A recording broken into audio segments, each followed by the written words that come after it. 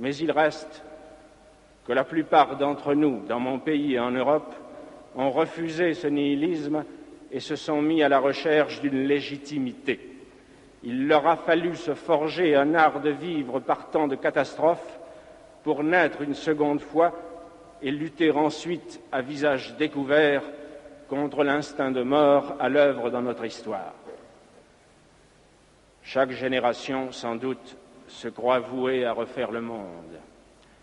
La mienne sait pourtant qu'elle ne le refera pas. Mais sa tâche est peut-être plus grande. Elle consiste à empêcher que le monde se défasse. Héritière d'une histoire corrompue, où se mêlent les révolutions déchues, les techniques devenues folles, les dieux morts et les idéologies exténuées, où de médiocres pouvoirs peuvent aujourd'hui tout détruire mais ne savent plus convaincre, où l'intelligence s'est abaissée jusqu'à se faire la servante de la haine et de l'oppression, cette génération a dû en elle-même et autour d'elle restaurer, à partir de ses seules négations, un peu de ce qui fait la dignité de vivre et de mourir. Devant un monde menacé de désintégration, elle sait qu'elle devrait, dans une sorte de course folle contre la montre, restaurer entre les nations une paix qui ne soit pas celle de la servitude, réconcilier à nouveau travail et culture et refaire avec tous les hommes une arche d'alliance.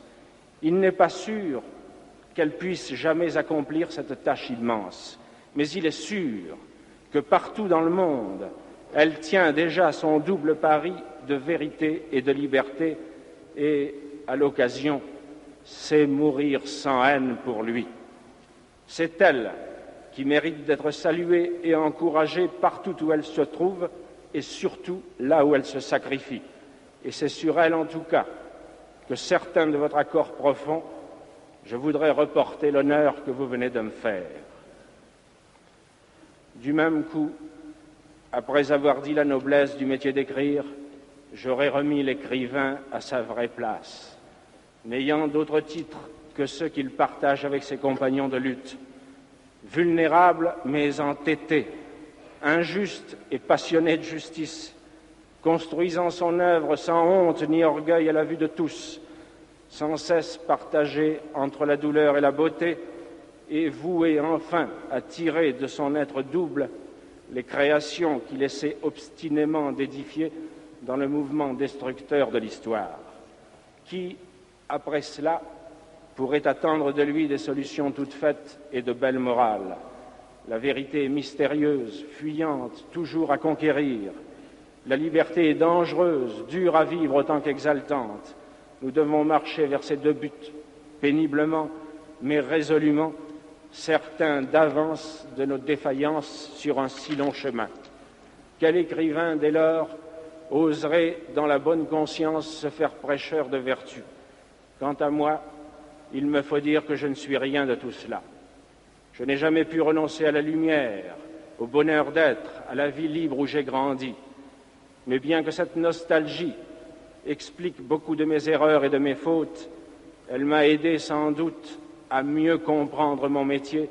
Elle m'aide encore à me tenir aveuglément auprès de tous ces hommes silencieux qui ne supportent dans le monde la vie qui leur est faite que par le souvenir et le retour de bref et libre bonheur.